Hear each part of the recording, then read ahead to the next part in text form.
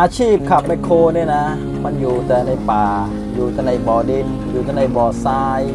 อยู่แต่ในที่ที่กันดารแต่ว่าทำไมเราถึงมีความสุขทำไมนั่นเลยก็เพราะเราชอบไงเรารักไงรักในอาชีพเนี้ยเราถึงดูได้นะครับสวัสดีครับยินดีต้อนรับเข้าสู่ช่องไทยรถชาแนลครับวันนี้เราก็พาอยู่กับทีมงานสุมสร้อยครับ